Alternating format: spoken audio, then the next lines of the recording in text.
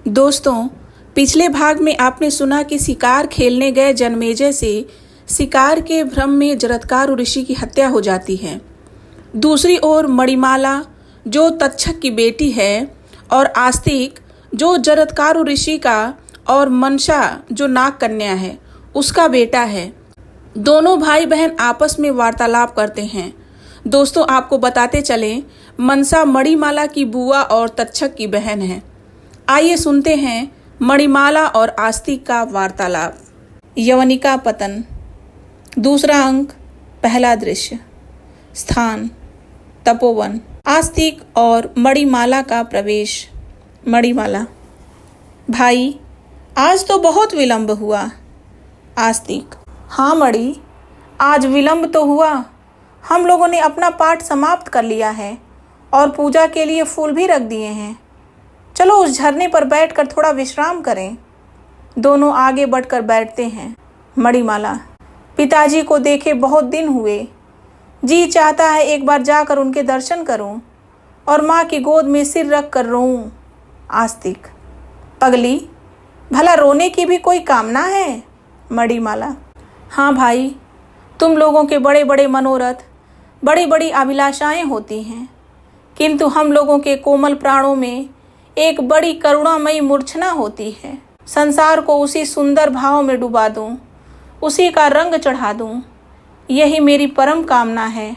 कभी कभी तो मुझे ये चिंता होती है कि ऐसे कोमल हृदय पर हाड़ मांस का ये आवरण क्यों है, जो दिन रात गर्व से फूला रहता है और हृदय को हृदय से मिलने नहीं देता।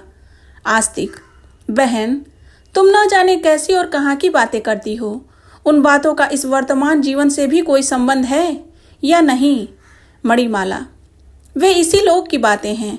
मुझसे तो मानो कोई कहता है कि महाशून्य में विश्व इसलिए बना था, यही उद्देश्य था कि वह एक निर्मल स्रोत स्वती की तरह नील वनराजी के बीच यूथिका की छाया में बह चले और उसकी मृदु वीच से सुरभित पवन के परमाणु आकाश की शून्यता को परिपूर्ण करें। आस्तिक: क्या तुम कोई स्वप्न सुना रही हो?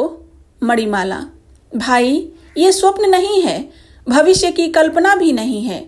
जब संध्या को अपने श्याम अंग पर तपन रश्मियों का पीला अंग राग लगाए देखती हूँ और फिर उस सुनहले शून्य से वसंत की किसी कोकिल को गाते हुए उड़ जाते देखती हूँ, तब हृदय में जो भाव उत्पन्न होते हैं वे स्वयं मेरी समझ में भी नहीं आते। किंतु फिर भी कोई कहता हो कि उस सुदूरवर्ती शून्य क्षितिज के प्रत्यक्ष से उस कोकिल का कोई संबंध है। आस्तिक: क्यों मणि, ये सब क्या है?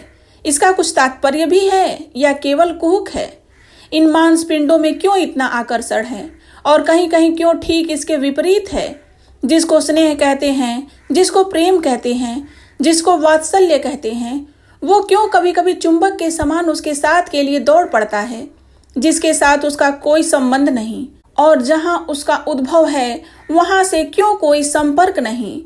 मणिमाला: मैं समझ गई भाई, क्या वो बातें मुझे नहीं खटकती? बुआ को तुमसे कुछ स्नेह नहीं है, किंतु भाई, हमारी अयोग्यता का, हमारे अपराध का दंड देकर लोग हमें और भी दूर कर देते हैं। जिसके हम कोई नहीं हैं, वो तो अनजान के समान साधारण मनुष्यता का व्यवहार कर सकता है, किंतु जिससे हमारी घनिष्ठता है, जिससे कुछ संपर्क है, वही हमसे घृणा करता है, हमारे प्रति द्वेष को अपने हृदय में गोपनीय रत्न के समान छिपाए रहता है। भाई, इसी से कहती हूँ कि माँ की गोद में सिर रख कर रोने को जी चाहता है। स्त्री हूँ, प्रकट में रो सकूंगी, किंतु तुम लोग अभागे हो, तुमको खुलकर रोने का भी अधिकार नहीं। रोगे तो तुम्हारे पुरुषत्व पर धक्का लगेगा। तुम रोना चाहते हो किंतु रो नहीं सकते, ये भारी कष्ट है। तुम्हारे पिता नहीं रहे, उनकी हत्या हो गई, और माँ। नहीं नहीं भाई, क्षमा करो, मैंने तुम्हें रुला दिया, ये मेरा अपराध है। आस्तिक के आंसू पोंछती है। आस्तिक: नहीं मणि, मेरी भूल थी। रोना और हंसना ये ही तो मानवीय सभ्यता के आधार हैं। आज मेरी समझ में ये बात आ गई है कि इन्हीं के समान मनुष्य की उन्नति के लक्षण कहे जाते हैं। दूसरा अंक, पहला दृश्य। एक ओर से जन्मेजय का प्रवेश, दोनों को देखकर जन्मेजय आड़ में खड़ा हो जाता है। जन्मेजय: स्वगत। मनुष्य क्या है? प्रकृति का अनुचर और नियति का दास या उसकी क्रीड़ा का उपकरण? फिर क्यों वो अपने आप को कुछ समझता है? आज इस आश्रम में महर्षि से इसका रहस्य जानना चाहिए। आहा, कैसा पवित्र स्थान है और ये देव द्वंद भी कैसा मनोहर है। नेपथ्य में संगीत। जीने का अधिकार तुझे क्या, क्यों इसमें सुख पाता है? मानो तूने कुछ सोचा है, क्यों आता क्यों जाता है? आद्य अविद्या कर्म हुआ, क्यों जीव स्ववश तब कैसे था? महाशून्य के पट में पहला चित्रकार क्यों आता है? शुद्ध ना दिया बड़ा सुरीला, कोई विकृति न थी उसमें। कौन कल्पना करके उसमें मीड़ लगा कर गाता है? कल्प कल्प की भांति दुख की क्षण भर का सुख भला लगा। अधिशारा पर धरा हुआ सुख उससे कैसा नाता है? दुख ने क्या दुख दिया तुझे, कुछ इसका कभी विचार किया? चौक उठा तू, तुझे दुख पर कुछ भी तुझे न आता है। कारण कर्म न मित्र कहीं है, कर्म कर्म चेतनता है। खेल खेलने आया है तू, फिर क्यों रोने जाता है? इस जीवन को मित्र मान कर छड़ छड़ का विभाग करता।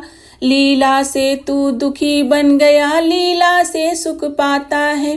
तू स्वामी है, तू केवल है, स्वच्छ सदा तू निर्मल है। जो कुछ आवे करता चल, तू कहीं ना आता जाता है। आस्तिक। बहन, माड़वक लौट आया है, ये उसी का स्वर है। मैं जाऊं, उससे मिलाऊं? तुम तो अभी ठहरोगी ना? मणिमाला। हाँ भाई, मैंने इस झरने का बहना अभी जी भर नहीं देखा। तुम चलो, मैं भी थोड़ा ठहर कर आती हूँ। आस्तिक का प्रस्थान। जन्मेजय प्रकट होकर।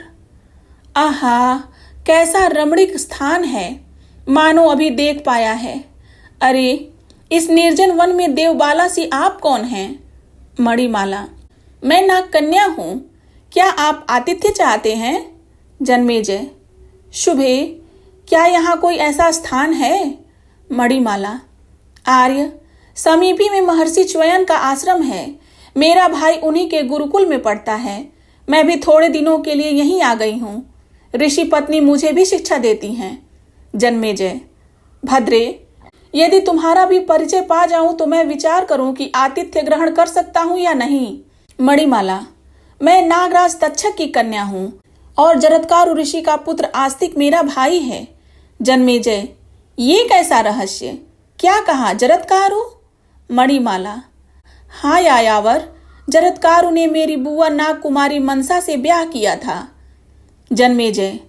नाग कुमारी, मैं क्षमा चाहता हूँ, इस समय मैं तुम्हारा आतिथ्य नहीं ग्रहण कर सकता, क्योंकि मुझे एक पुरोहित ढूंढना है। मैं पौरो जन्मेजय हूँ। मणिमाला सभ्रम से। स्वागत माननीय अतिथि, आपको इस गुरुकुल का आतिथ्य अवश्य ग्रहण करना चाहिए, नहीं तो कुलपति सुनकर हम लोगों पर रुष्ट होंगे। जन्मेजय। उदारशीले, धन्यवाद। इस समय मुझे आवश्यक कार्य है, फिर कभी आकर उनके दर्शन करूंगा। मणिमाला।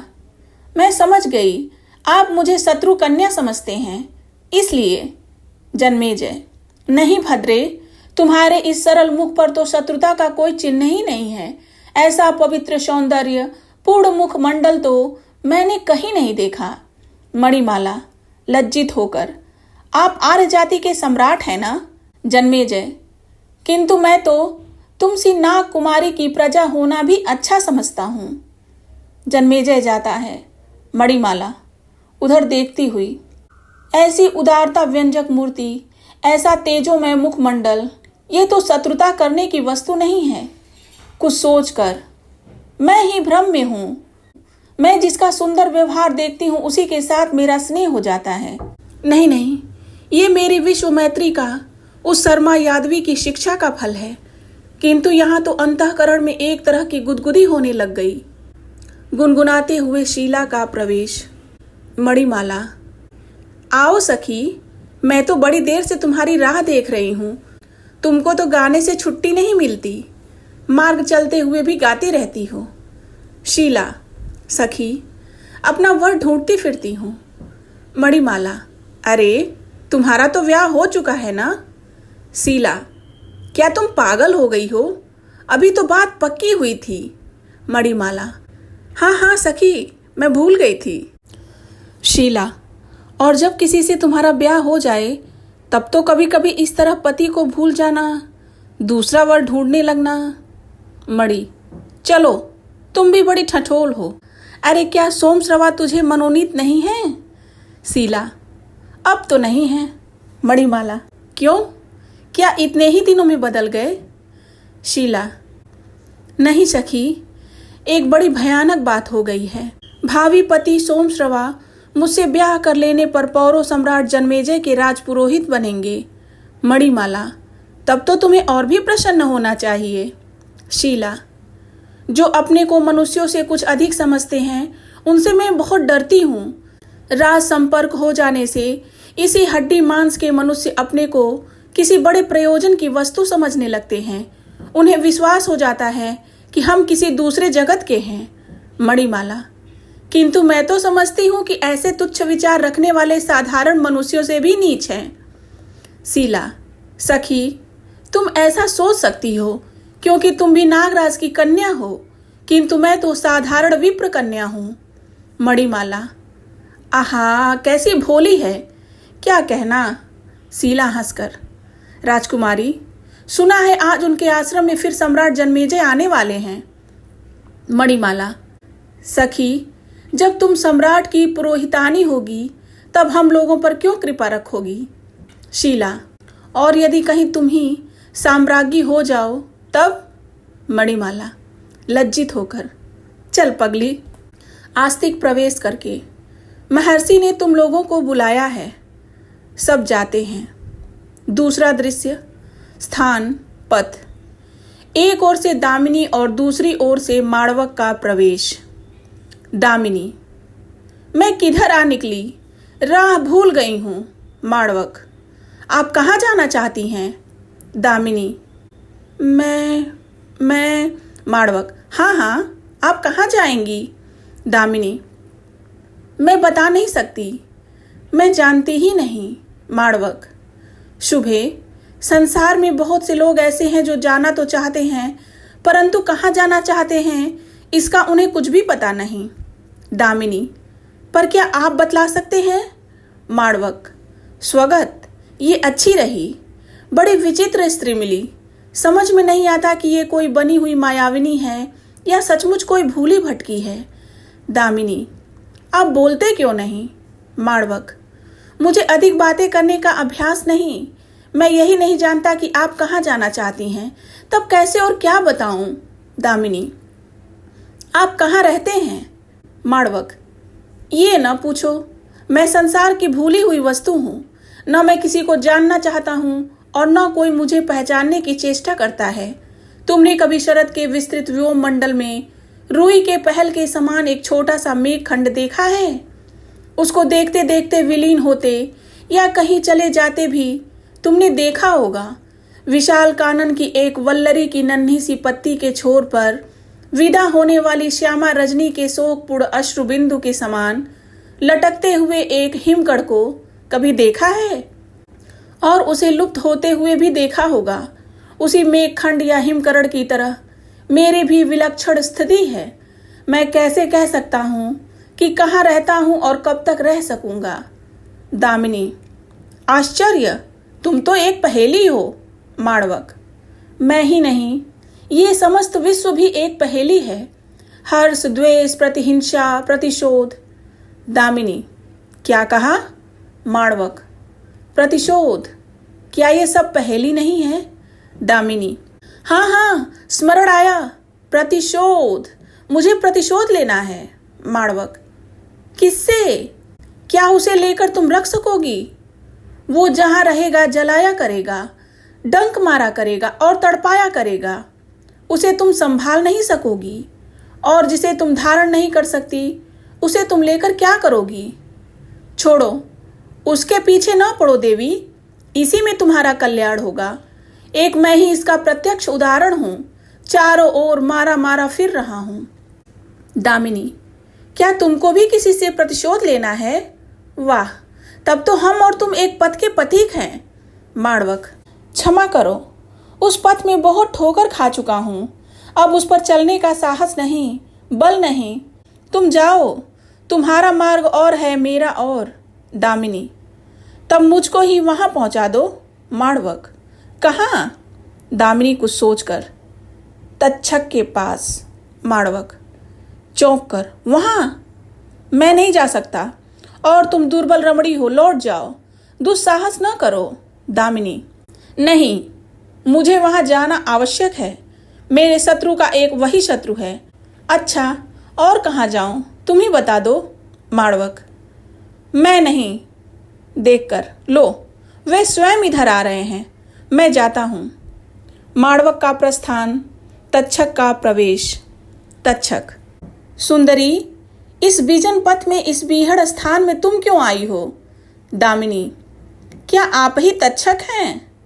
तक्षक, क्यों, कुछ काम है? दामिनी, हाँ, पर पहले अपना नाम बतलाइए। तक्षक, हाँ, मेरा ही नाम तक्षक है। दामिनी, मैं प्रतिशोध लेना चाहती हूँ। तक्षक, किससे? दामिनी, उत्तंक से, जिससे आप मणिकुंडल लेना चाहते थे। तक्षक, तुम कौन हो? दामिनी, मैं चाहे कोई हूं, जो उत्तंक को मेरे अधिकार में कर देगा उसे मैं मणिकुंडल दूंगी। तक्षक, ठहरो, तुम बड़ी शीघ्रता से बोल रही हो। दामिनी, क्या विश्वास नहीं होता? तक्षक, होता है, पर वो काम इसी क्षण तो नहीं हो जाएगा। दामिनी, चेष्टा करो, शीघ्रता करो, नहीं तो तुम इस योग्य ही न रह जाओगे कि उसे पकड़ सको। तक्षक, क्या? दामिनी, वो तुमसे बदला लेने के लिए जन्मेजय के यहाँ गया है, बहुत शीघ्र तुम उसके कुचक्र में पड़ोगे। तक्षक, इसका प्रमाण? स्मरण रखना कि तक्षक से खेलना सहज नहीं है। तक्षक गंभीर हो जाता है। दामिनी, मैं अच्छी तरह जानती हूं, तभी कहती हूं। तक्षक, अच्छा, तो मेरे यहाँ चलो, मैं इसका शीघ्र प्रबंध करूंगा। तुम डरती तो नहीं हो? दामिनी, नहीं, चलो मैं चलती हूं। दोनों जाते हैं। तीसरा दृश्य, स्थान प्रकोष्ठ, जन्मेजय और उत्तंग। जन्मेजय, आपकी ये बात तो मुझे जच गई है और मैं ऐसा ही करूंगा भी, किंतु ये कुचक्र भाषण रूप धारण कर रहा है। उत्तंग, मैं सब सुन चुका हूं और जानता हूं कि कुछ दुर्बुद्धियों ने यादवी शर्मा तक्षक तथा आपके पुरोहित काश्यप के साथ मिलकर एक षड्यंत्र रचा है, किंतु आपको इससे भयभीत न होना चाहिए। जन्मेजय, भगवान, ये तो ठीक है, पर मुझसे अनजाने में जो ब्रह्म हत्या हो गई उससे मैं और भी खिन्न हूँ। काश्यप मुझ पर अभियोग लगाते हैं कि मैंने जानबूझकर ये ब्रह्म हत्या की। ब्राह्मण वर्ग और आरण्यक मंडल भी इसमें कुछ असंतुष्ट हो गया है। पौर जानपद आदि सब लोगों में ये आतंक फैलाया जा रहा है कि राजा यौवन मद से स्वेच्छाचारी हो गया है, वो किसी की बात नहीं सुनता। इधर जब मैं आपसे तक्षक द्वारा अपने पिता के निधन का गुप्त रहस्य सुनता हूँ तो क्रोध से मेरी धमनियां बिजली की तरह तड़पने लगती हैं, किंतु मैं क्या करूं? परिषद भी अन्य मनस्क हैं और कर्मचारी भी इस आतंक से कुछ डरे हुए हैं, वे बेमन का काम कर रहे हैं।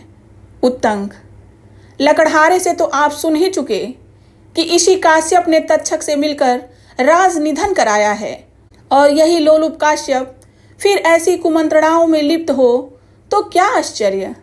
जन्मेजय, होगा तो फिर मैं क्या करूं? उत्तंग, सम्राट को किंकर्तव्य विमूढ़ होना शोभा नहीं देता। मनोबल संकलित कीजिए, दृढ़ प्रतिज्ञ हृदय के सामने से सब विघ्न स्वयं दूर हो जाएंगे। सबल हाथों में दंड ग्रहण कीजिए, कोई दुराचारी क्यों न हो, दंड से मुक्त न रहे। सम्राट, अपने पिता का प्रतिशोध लीजिए, जिसमें इस ब्रह्मचारी की प्रतिज्ञा भी पूरी हो। इन दुर्वृत्त नागों का दमन कीजिए। जन्मेजय, किंतु मनुष्य प्रकृति का अनुचर और नियति का दास है, क्या वो कर्म करने में स्वतंत्र है? उत्तंग, अपने कलंक के लिए रोने से क्या वो छूट जाएगा? उसके बदले में सुकर्म करने होंगे। सम्राट, मनुष्य जब तक ये रहस्य नहीं जानता तभी तक वो नियति का दास बना रहता है। यदि ब्रह्म हत्या पाप है तो अश्वमेध उसका प्रायश्चित भी तो है। अपने तीनों वीरों सहोदरों को 3 दिशाओं में विजयोपहार ले आने के लिए भेजिए और आप स्वयं इन नागों का दमन करने के लिए तक्षशिला की ओर प्रस्थान कीजिए। अश्वमेध के व्रती होइए।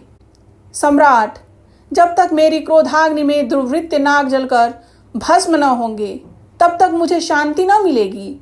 बल मद से मत चाहे कोई शक्ति हो, ब्राह्मण की अवज्ञा करके उसका फल अवश्य भोगेगी। बतलाइए, आप नियति द्वारा आरोपित कलंक का प्रतिकार अपने सुकर्मों से नियामक बनकर करना चाहते हैं या नहीं, और मेरी प्रतिज्ञा भी पूरी करना चाहते हैं या नहीं, अन्यथा मैं दूसरा यजमान ढूंढूं। जन्मेजय, आर्य उत्तंग, पौरो जन्मेजय प्रतिज्ञा करता है कि अश्वमेध पीछे होगा, पहले नाग यज्ञ होगा। उत्तंग, संतुष्ट हुआ। सम्राट, मेरा आशीर्वाद है कि जीवन की समस्त बाधाओं को हटाकर आपका शांतिमय राज्य बढ़े। अब शीघ्रता कीजिए, मैं जाता हूँ। जन्मेजय, मैं प्रस्तुत हूँ आर्य। उत्तंग का प्रस्थान, वपुष्टमा का प्रवेश। वपुष्टमा, जब देखो तब वही चिंता का स्वांग। आर्यपुत्र, क्यों चिंता मग्न है, किस समस्या में पड़े हैं? जन्मेजय, देवी, ये साम्राज्य तो एक बोझ हो गया है। वपुष्टमा, तब फिर क्यों नहीं किसी दूसरे के सिर मरते? जन्मेजय, यदि ऐसा कर सकता तो फिर बात ही क्या थी? वपुष्टमा, तब यही कीजिए, जो सामने आवे उसे करते चलिए। जन्मेजय, करूँगा। अब एक बार कर्म समुद्र में कूद पड़ूंगा, फिर चाहे जो कुछ हो। आलस्य अब मुझे अकर्मण्य नहीं बना सकेगा। प्रिय, बहुत प्यास लगी है। वपुष्टमा, कोई है? प्रमदा। प्रमदा प्रवेश करके, महादेवी की जय हो, क्या आज्ञा है? वपुष्टमा, रत्नावली से कहो द्राक्षावास ले आवे। प्रस्थान। वपुष्टमा, आर्यपुत्र, आज रत्नावली का गान सुनिए। जन्मेजय, मेरी भी इच्छा थी कि आज आनंद विनोद करूं, फिर कल से तो नागदमन और अश्वमेध होगा ही। वपुष्टमा, क्या? नागदमन और अश्वमेध? जब देखो तब युद्ध विग्रह, एक घड़ी विश्राम नहीं। पुरुष भी कैसे कठोर होते हैं। जन्मेजय, यही उनकी भाग्य लिपि है, अदृष्ट है। क्या वे विलास, प्रमोद और ललित कला के सुकुमार अंक में समय नहीं व्यतीत करना चाहते? किंतु क्या करें। वपुष्टमा, और स्त्रियों के भाग्य में है ही कि अपनी अकर्मण्यता पर व्यंग सुना करें, रोष करती है। जन्मेजय, प्रिय, ऐसा स्वर क्यों? स्नेह में इतनी रुखाई। स्नेह पूर्वक हाथ पकड़ता है। रत्नावली और प्रमदा का प्रवेश, नित्य और गान। दोस्तों, आगे की कहानी अगले अध्याय में सुनेंगे। तब तक अपना ध्यान रखिए, हंसते मुस्कुराते रहिए। नमस्कार दोस्तों।